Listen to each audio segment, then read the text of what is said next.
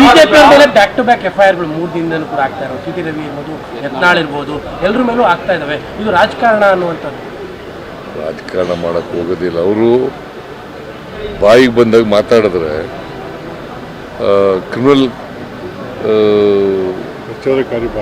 ಪ್ರಚೋದನಾಕಾರಿಯಾದಂಥ ಭಾಷಣ ಮಾಡಿದ್ರೆ ಏನು ಮಾಡಬೇಕಾಗುತ್ತೆ?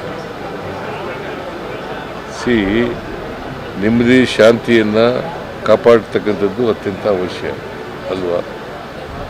ಕಾಪಾಡಲಿಕ್ಕೋಸ್ಕರವಾಗಿ ಪ್ರಚೋದನಕಾರಿ ಭಾಷಣ ಯಾರು ಮಾಡ್ತಾರೆ ಅವ್ರ ಮೇಲೆ ಕ್ರಮ ತಗೊಳ್ತೀವಿ. ರಾಜಕಾರಣ ಅಲ್ಲ. ಅಲ್ಲ, ನಿಮ್ಮ ಮೇಲೆ ಒಂದು ಪೋಸ್ಟ್ ಹಾಕಿದ್ರು ಅನ್ನೋ ಕಾರಣಕ್ಕೋಸ್ಕರವಾಗಿನೇ ಇನ್ನೊಬ್ರು ಅರೆಸ್ಟ್ ಕೂಡ ಆಗಿದ್ದಾರೆ. ವಿಕ್ರಮ್ ಇವರು ನಿಮ್ಮ ಮೇಲೆ ಒಂದು ಪೋಸ್ಟ್ ಹಾಕಿದ್ರು ಅವರು, ಅಂದರೆ ನಿಮ್ಮ ಭಾವಚಿತ್ರವನ್ನು ತಿರುಚು ಅಂತ, ಅವ್ರನ್ನೂ ಕೂಡ ನಿನ್ನೆ ಅರೆಸ್ಟ್ ಮಾಡಿದ್ದಾರೆ. ಇದು ಹಿಂದೂ ಪರ ಸಂಘಟನೆಗಳ ಮೇಲೆ ಮಾಡ್ತಾರೋ ಇದು ಅನ್ನೋಂಥದ್ದು? ಇದು ಪರ ನಾನು ಹಿಂದೂ ಅಲ್ವಾ? ನಾನು ಯಾರು? ನಾನು ಹಿಂದೂನೇ.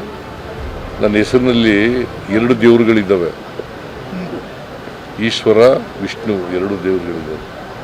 ಗೊತ್ತಾ ನಿನಗೆ? ಸಿದ್ಧ ಅಂದರೆ ಈಶ್ವರ, ರಾಮ ಅಂದರೆ ವಿಷ್ಣು, 2 ಹೆಸರುಗಳಿದ್ದಾವೆ, 2 ದೇವರುಗಳಿದ್ದಾವೆ.